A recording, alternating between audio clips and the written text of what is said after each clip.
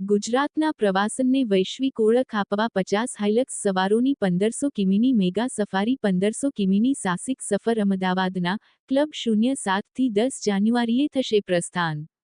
Road to heaven, white રણને, Bhuj canyon જેવા અદ્ભુત સ્થળોએ પ્રવાસ ખેડીને કચ્છના પર્યટનને વૈશ્વિક ઓળખ આપવાનો પ્રયાસ સાહસ અને પ્રવાસન ક્ષેત્રે એક નવો અધ્યાય લખવા જઈ રહી છે નોમાડ હિલક્સ અને રાધે ટુરિઝમ। 10 જાન્યુઆરીના રોજ અમદાવાદના ક્લબ 07 થી વહેલી સવારે 6 કલાકે એક ભવ્ય એક્સપીડિશનનો પ્રારંભ થયો।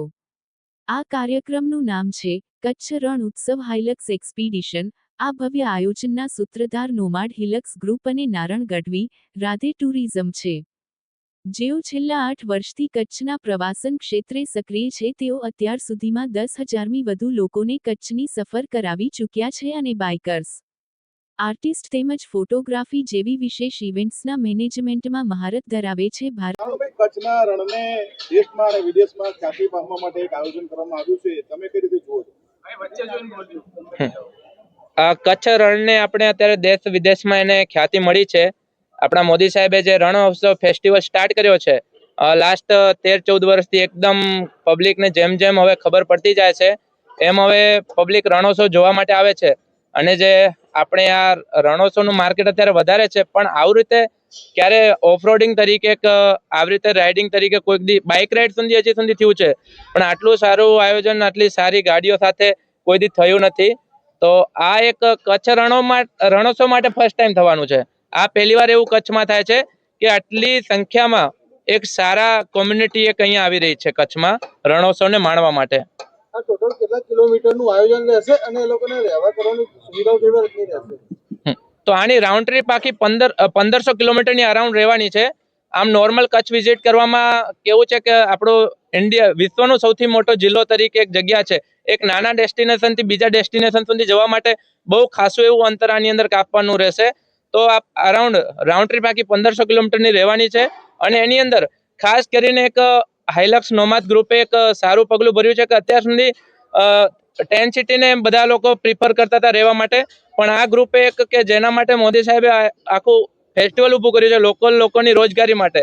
તો ત્યાંના લોકલ કચ્છી ભૂંગાની અંદર સ્ટે કરવું, લોકલ લોકોને પણ બુકિંગ મળે અને આ લોકો આખું ત્યાંના હોમસ્ટે, ત્યાંના વ્યવસ્થિત જે મોડર્ન એમ્યુનિટી સાથે લોકોએ સારું એક ભૂંગા ટાઈપનું ત્યાં બધું સ્ટેનું આયોજન કરેલું છે। ત્યાં સ્ટેના બુકિંગ કરેલા છે અને એકદમ બેસ્ટ રીતે એનું અકોમોડેશન કરેલું છે। હવે આની અંદર જે હાઇલક્સ નોમાદ તરફથી તો સંપૂર્ણપણે એનજીઓ એક્ટિવિટી છે, પણ જે એમના બુકિંગ ચાર્જીસ થયા છે એમણે પૂર્ણપણે સ્વખર્ચ કર્યું છે, જેથી કરીને ત્યાં જે રોજગારી જે આપણે હોમસ્ટે બુક કર્યા છે એ બધાને એમના જે મિનિમમ ચાર્જીસ છે એ આપણે આપીને કર્યા છે। સાથે રણની પરમિટ્સ તો આપણે એડવાન્સમાં જ બધી રણ પરમિટ જેવી રીતે આખા કચ્છની અંદર કચ્છ રણોત્સવના ટૂર દરમિયાન ખાલી એક મેઇન પરમિટ છે, જેવી રીતે ભાઈએ કીધું કે અમે સ્વખર્ચે એક્સપ્લોરેશન કરી રહ્યા છીએ, એટલે બીજી કોઈ આની અંદર એક્ટિવિટી કે કાર્યવાહી કરવાની જરૂર નથી રહેતી, પણ ખાસ રણની પરમિટ બનાવવાની જરૂર છે અને એ રણની પરમિટ આખા ગ્રુપે એડવાન્સ બનાવીને આ ટૂરની શરૂઆત કરી છે। અજીન છે, બેઝિકલી મેં બરોડાનો રહેવાસી છું। આમ મૂળ મારું વતન કેરલા છે, પણ અહીંયા સેટલ્ડ મને 40 વર્ષ થઈ ગયા અને અમારી એક ઓફરોડ કમ્યુનિટી છે જેનું નામ છે હાઇલેક્સ નોમેડ્સ અને આમાં છે ને સ્પેસિફિકલી ટોયોટાની જ ખાલી ગાડીઓ છે। હવે આજે અમારું જે ગ્રુપ હતું એનું સ્ટાર્ટિંગ મહારાષ્ટ્ર અને ગુજરાતથી થયું હતું અને પછી ધીરે ધીરે બધા ઓલમોસ્ટ ઇન્ડિયાના બધા સ્ટેટના લોકો એમાં જોડાયા છે। એના પછી હવે આપણે જ્યારે ઓફરોડિંગની વાત કરતા હતા ને તો ખાલી એક જ ડેસ્ટિનેશન આપણી પાસે આવતું હતું, સ્પીતિ કાં તો લેહ લદ્દાખ। એના વગર નોર્થ વગર બીજું કોઈ વાત નથી થતી। તો આપણે આ વખતે ફર્સ્ટ ટાઈમ એવું એક એટેમ્પ્ટ કર્યું છે કે બધા ઓલ ઓવર ઇન્ડિયાથી બધા લોકોને અહીંયા ઇન્વાઇટ કર્યા છે અને આ એક્સપેડિશન માટે રન માટે લઈ જઈએ છે। હવે આમાં અરાઉન્ડ ઓલમોસ્ટ બધી જગ્યાએથી લોકો આવ્યા છે, એટલે સાઉથથી કહો, નોર્થથી કહો, બધી બાજુથી, અને ઓલમોસ્ટ આજે અહીંયા આગળ લગભગ 70 થી 80 ગાડી રહેવાની છે, જેમાંથી 50 ગાડી એપ્રોક્સ જવાની છે રનમાં। આ કેટલા દિવસનો પ્રોગ્રામ રહેશે અને બ્રેકડાઉન સર્વિસમાં કેવું રહેશે? હા, હવે આ જે ઇવેન્ટ છે એ કાલથી ચાલુ થશે। કાલે સવારે ફ્લેગ ઓફ થશે સવારે 6 વાગે અને એ જશે ઝીંઝુવાડાથી આખું જે LRK છે આપણું લિટિલ રન ઓફ કચ્છ, એ પણ મને એવું લાગે છે કે હમણાં સુધી કોઈ આખું કવર નથી કર્યું, એટલે આપણે સૌથી ફર્સ્ટ એ કવર કરવાના છે, આખું LRK ક્રોસ કરવાના છે અને ત્યાંથી આપણે જઈશું ધોલાવીરા।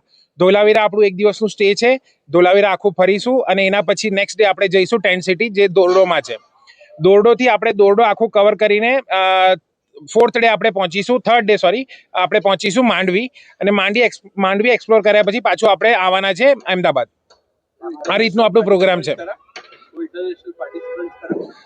ના, ઇન્ટરનેશનલ પાર્ટિસિપન્ટ્સ એઝ ઓફ નથી, કેમ કે મેં તમને કીધું ને, ઓફ રોડ કમ્યુનિટીમાં મને એવું લાગે છે કે સૌથી ફર્સ્ટ ટાઈમ આ ઇવેન્ટ આ રીતનું થઈ રહ્યું છે, જ્યાં આપણે ગુજરાતને એક્સપોઝર આપી રહ્યા છે કે ગુજરાતમાં આવી બધી જગ્યાઓ છે જવા માટે. એટલે આ ફર્સ્ટ, હા, ફ્યુચરમાં એટલે હવે આ જોઈને બધા ખાસા બધા લોકોને ઇન્ટરેસ્ટ આવશે આ બધી વસ્તુનું, કેમ કે અમે લોકો જે પર્ટિક્યુલર રૂટ લીધું છે ને એ બહુ ક્લાસિક છે, એટલે જે ઓફરોડિંગ કમ્યુનિટીને ગમે ને એવા બધા રૂટ્સ છે. એટલે હવે આ મેસિવ સ્કેલ ઉપર જશે. એટલે એમાં બધા લિમિટેશન્સ છે ને. આજે 50 જણની કોન્વોય છે, એ આપણે કોન્વોય સ્પ્લિટ્સ કરેલા છે 5-5, 6-6 ગાડીનો, અને બધાને લીડ અને એક સ્વીપ છે, જે પર્ટિક્યુલરલી ટ્રેન્ડ માણસો છે. એટલે એ લોકોને ખબર છે કે કઈ રીતની ગાડી ચલાવવાની ને, અને એ લોકો પાસે બધા કનેક્ટેડ રહેશે વોકી ટોકી થ્રુ. એટલે એ બહુ સ્પેસિફિક વિથિન 100ની લિમિટમાં જ આપણે ગાડી ચાલવાની છે, અને એ પણ સ્પેસિફિકલી અલાઉડ હશે ત્યાં, અને જ્યાં જે શું કહેવાય સ્પીડ લિમિટ હશે એ ફોલો જ કરીશું આપણે. આપણે જે જાણજો કરવાની હોય એ કરેલી છે આમાં.